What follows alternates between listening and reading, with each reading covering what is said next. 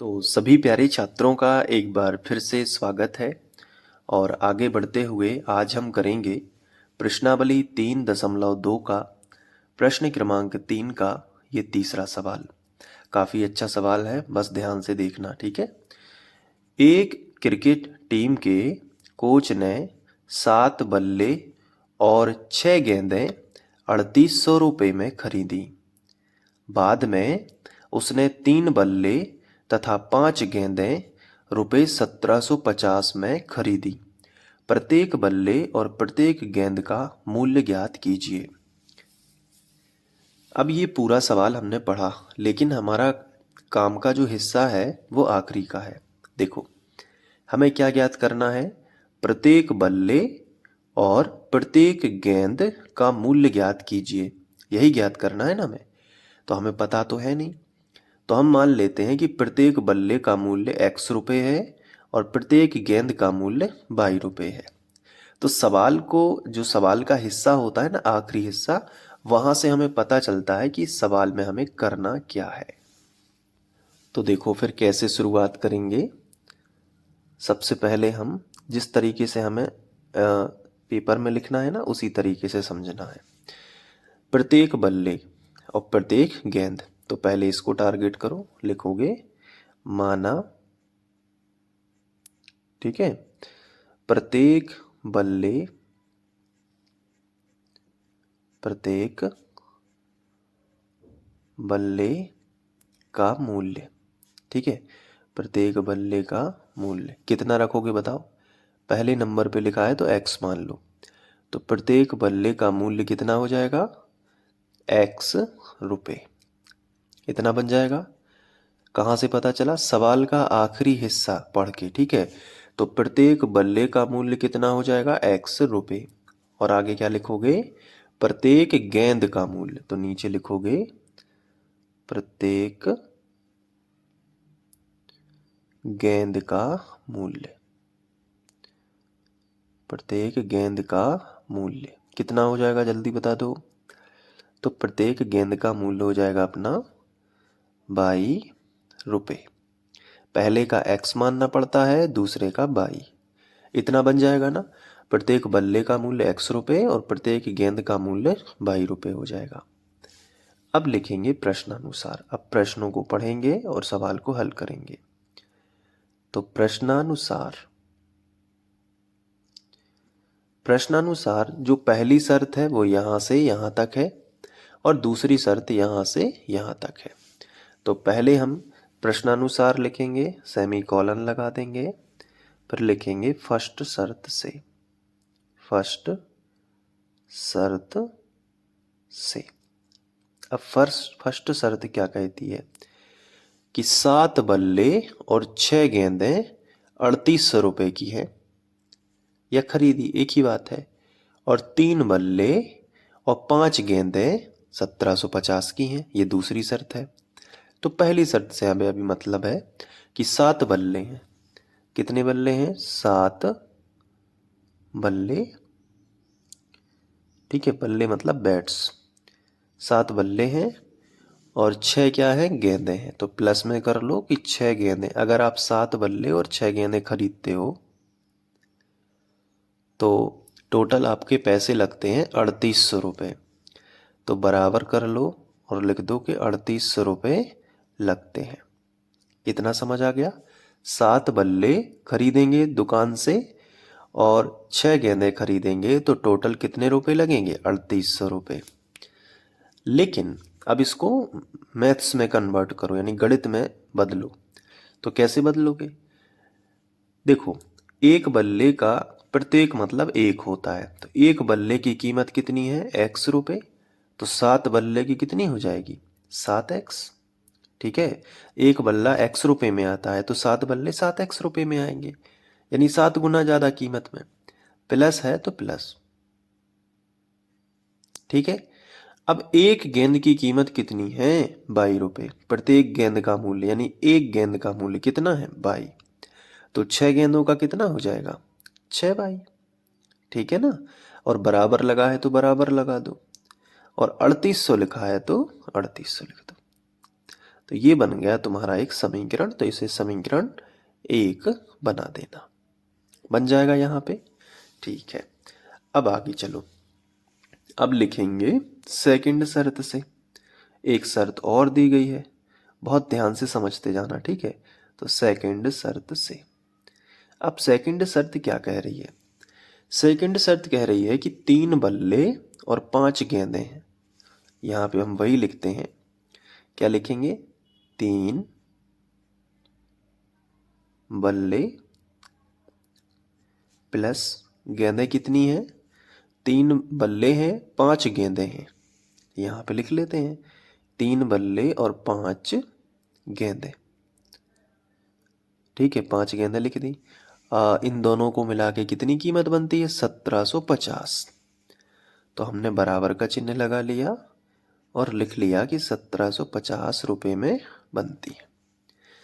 अब देखो, एक बल्ले की कीमत है x रुपये, तो 3 बल्ले की कितनी हो जाएगी? 3x। इसी प्रकार प्लस लगा है तो प्लस 5y, 5 गेंदें लिखा है ना, तो 5y लिख दो, बराबर कितना? 1750। इसको बना देंगे हम समीकरण नंबर 2। आ गया समझ में? अब क्या करोगे? समीकरण 1 व 2 को प्रतिस्थापन विधि से हल करोगे। तो हेडिंग डालोगे प्रतिस्थापन विधि से। प्रतिस्थापन विधि, इसी तरीके से आपको एग्जाम में लिखना है। प्रतिस्थापन विधि हेडिंग डाल दी। अब प्रतिस्थापन विधि में सबसे पहले क्या करना होता है? दोनों समीकरणों को यहाँ पे लिखना होता है। तो पहला समीकरण क्या है? 7x धन 6y बराबर 3800। इसको बना लो समीकरण 1। और दूसरा समीकरण क्या है? 3x धन 5y बराबर 1750। इसे बना लो समीकरण 2। तो ये तो समीकरण 1 2 अपना था ही। अब प्रतिस्थापन विधि क्या कहती है? देखो, इस विधि को अलग से समझना कि प्रतिस्थापन विधि कहती है कि समीकरण 1 से शुरुआत करो। तो चलो कर लेते हैं। तो अपन ने लिखा समीकरण 1 से। अब समीकरण 1 पूरा लिख देंगे। क्या है? 7x धन 6y बराबर 3800। पूरा लिख दिया कि नहीं? अब यहाँ से हमें x का मान निकालना होता है। किसका मान निकालना है? x का। तो y वाले पद का पक्षांतर करना पड़ता है। तो अगले स्टेप में हम लिखेंगे, ये इम्प्लाइज एट का यूज भी आप कर सकते हो। अगले स्टेप में हम 7x तो लिखेंगे, लेकिन ये प्लस का 6y नहीं लिखेंगे, बल्कि बराबर लगा लेंगे डायरेक्ट। क्यों नहीं लिखा 6y को? क्योंकि हम इसका पक्षांतर इस तरफ कर रहे हैं। तो हमने बराबर लगाया और बराबर के बाद जो संख्या लिखी है वो पूरी लिखी, यानी 3800 भी लिख लिया। फिर ये जो प्लस का 6y है, इसका पक्षांतर इस तरफ कर लिया, तो माइनस का 6y हो गया। अभी तक हम इसे समीकरण 3 नहीं बना सकते, क्योंकि x अकेला नहीं है। x के साथ में गुणा में कितना है? 7 है। तो गुणा वाली संख्या का पक्षांतर भी करना होगा बटे में। तो इस बार अब हम 7 नहीं लिखेंगे। जिस चीज का पक्षांतर करते हैं वो नहीं लिखते हैं, तो केवल x लिखेंगे और बराबर के बाद जो लिखा है वो लिखते हैं। तो बराबर के बाद जो लिखा है वो क्या है? 3800 माइनस 6y। अब गुणा में जो 7 था वो कहाँ लेके आएंगे? बटे में। और इसे हम कर देते हैं समीकरण 3। समझ पा रहे हो ना? तो समीकरण 3 हमने तो बना लिया। अब x का मान जो है ये पूरा, ये कहाँ रखते हैं? समीकरण 2 में। ठीक है, तो चलो फिर अब समीकरण यहाँ लिखेंगे कि प्रतिस्थापन विधि में क्या होता है? समीकरण 1 से समीकरण 3 बना लिया। अब जो भी x का मान आया है वो समीकरण 2 में रखेंगे। तो लिखेंगे x का मान कहाँ रखने पर? समीकरण 2 में रखने पर। ठीक है, तो ये पूरी बात एक एक चीज एग्जाम में लिख के आना है। तो समीकरण 2 में रखने पर, समीकरण 2 क्या है? 3 लिखा है तो 3 लिख लिया, लेकिन 3 के बाद x लिखा है तो x नहीं लिखना, x का तो पूरा मान है अपने पास। तो कोष्टक बना लिया और पूरा मान लिख दिया, ये 3800 माइनस 6/, और बटे कितना हो जाएगा 7। फिर देखो ये क्या लिखा है, प्लस, तो पहले तो कोष्टक बंद कर लिया, फिर लिखा प्लस 5/, और बराबर 1750। ये पूरा समीकरण 2 था। अब इसको सॉल्व करना है, बहुत ध्यान से समझते जाना एक एक चीज, ठीक है। तो देखो अब 3 से 7 कभी कटते नहीं हैं, और कटेंगे नहीं तो फिर इसका गुणा इसमें भी होगा और इसका गुणा इसमें भी होगा। तो पहले इसमें करो, तो देखो 3 शून्यम शून्य, 3 शून्यम शून्य, 3 8 24, 24 की 4, हासिल आ जाएगी 2, 3 त्रिका 9 और 2 11, कितना आया 11,400। फिर माइनस है तो माइनस लगा दो, 6 तिया 18/, 6 तिया 18, और 22 ये ज्यों का त्यों, और बटे में कितना है, तो बटे में है 7। फिर प्लस 5/, बराबर 1750, पूरा ज्यों का त्यों लिखो, प्लस 5/, और बराबर 1750, ये पूरा लिख लिया। अब आगे बढ़ते हैं। अगर हम यहाँ ध्यान से देखें तो मैंने आपको समझाया था कि एक संख्या के बटे में 7 है, या एक संख्या के बटे में कोई संख्या हो और यहाँ पे बटे में नहीं है, तो 7 इससे गुणा कर लेगा तो सबके बटे 7 लिख सकता है। तो चलो स्टार्ट करते हैं। पहले हमने लिखा 11,400, फिर माइनस का 18/, लिख लिया। इसके बाद प्लस लगा है तो प्लस लगा लिया, और 7 का गुणा 5 में होगा, तो 7 पौने 35, और 22 लिखा था 7 में तो वो लगा दिया। अब जैसे ही 7 ने 5 में गुणा किया, अब सब के बटे 7 लिख जाएगा। अभी केवल 2 पद के बटे में था, अब देखो वो 1 2 3 तीनों पद के बटे 7 हो गया। इसे एलसीएम कहते हैं, लघुत्तम लेना। बराबर ज्यों का त्यों, और 1750 ज्यों का त्यों, और बटे में कुछ नहीं है तो हम 1 लिख सकते हैं। तो हमने नीचे नया पेज जोड़ दिया है। अब देखिए त्रियक गुणा होगा, इसका गुणा इसमें और इसका गुणा इसमें। तो पहले 1 का करेंगे तो इस पर कोई भी असर नहीं होगा, ये ज्यों का त्यों आएगा। 11,400 माइनस 18/, और प्लस 35/, बराबर है तो बराबर लगा लिया। अब 7 का करेंगे इसमें, तो 7 शून्यम शून्य, 7 पौने 35, 35 की 5, हासिल आ जाएगी 3, ठीक है। 7 सतैया 49, 49 50 51 52, कितने 52 हुए, 52 की 2, हासिल आ जाएगी 5, ठीक है। 7 एकम 7, और 7 5 12, तो आया 12,250, ठीक है। अब आगे बढ़ जाते हैं। अब बाई एक तरफ कर लेते हैं, तो माइनस का 18/, प्लस का 35/, ये तो एक तरफ ही था। बराबर लगा है तो बराबर लगा लिया। ये पहले से लिखा था 12,250, लेकिन ये जो संख्या है, ये संख्या थी ना, इसको हमने यहाँ पे नहीं लिखा। क्यों नहीं लिखा, क्योंकि हम इसका पक्षांतर इस तरफ करने जा रहे हैं। तो ये प्लस का था तो इस तरफ ले आओ तो माइनस में हो जाएगा, तो माइनस का हो जाएगा 11,400, ठीक है। अब 35 और 18, धन का 35 है, माइनस का 18 है, तो 35 में से 18 घटा लो। कैसे घटाओगे, यहाँ 35 लिखो, यहाँ 18 लिखो, माइनस कर लो।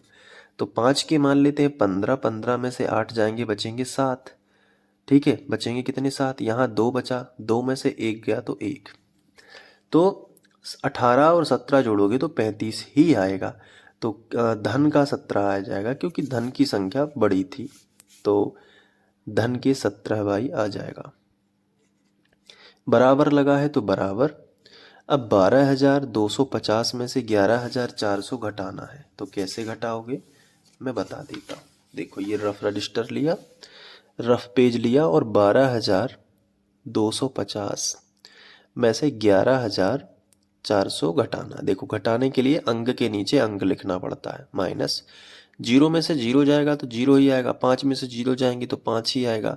अब 2 में से 4 नहीं घट सकते तो 2 के मान लेते हैं 12। 12 में से 4 जाएंगे तो बचेंगे कितने, 8। यहाँ एक बचा क्योंकि उधार दिया था एक इसको, तो एक बचा, एक में से एक जाएगा तो जीरो और एक में से एक जाएगा तो जीरो, तो 850 मिलेगा, वो भी प्लस का क्योंकि बड़ी संख्या प्लस की थी, तो 850 लिख लिया। अब देखो बाई का मान निकालना है तो गुणा वाली संख्या कहाँ आएगी, बटे में, तो बाई बराबर 850 और बटे में कितना आ जाएगा, 17 आ जाएगा। तो फिर बाई बराबर 17 एकम 17 और 17 पौने 85, 5 बार में कटेगा और ये जीरो रहेगा साथ में, तो बाई का मान कितना आ जाएगा, 50।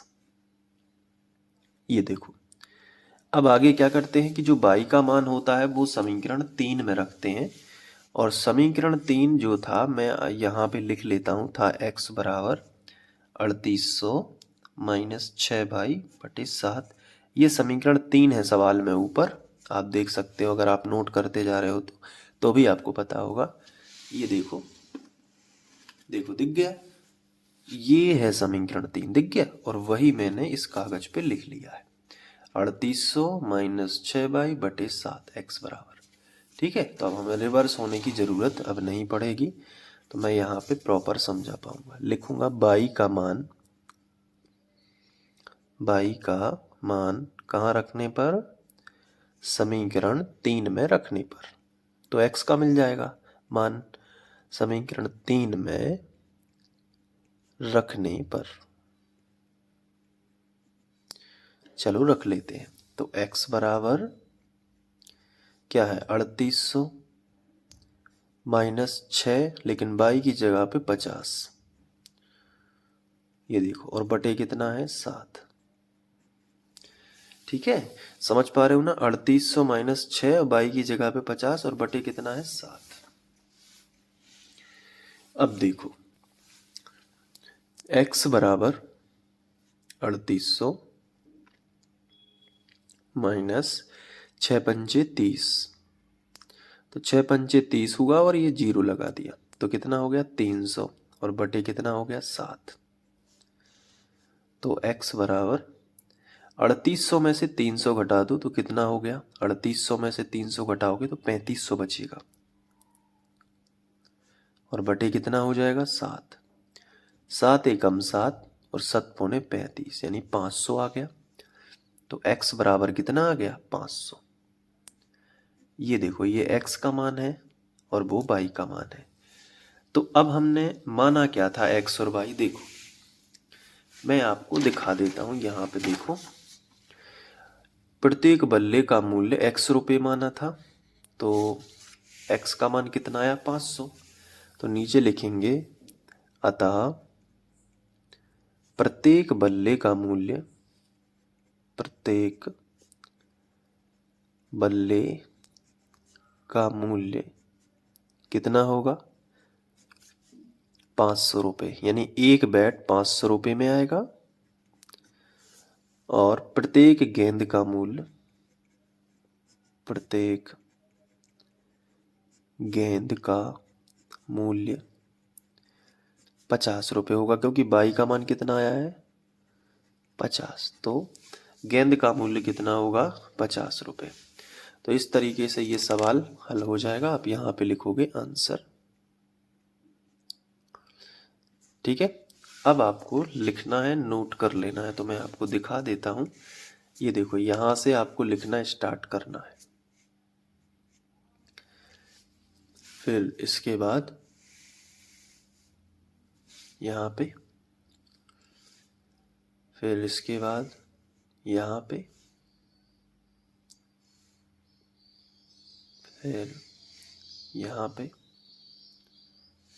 इसके बाद ये देखिए, वीडियो को पॉज कर करके आप सब कुछ लिख सकते हो और अपने नोट्स बना सकते हो, और यहाँ पे, ठीक है, इसके बाद यहाँ। तो उम्मीद है कि आपको ये सवाल अच्छे से समझ में आ गया होगा। आगे के वीडियोस देखने के लिए आप हमारी प्लेलिस्ट फॉलो कर सकते हैं, जो कि यहाँ पे आपको दिख रही होगी।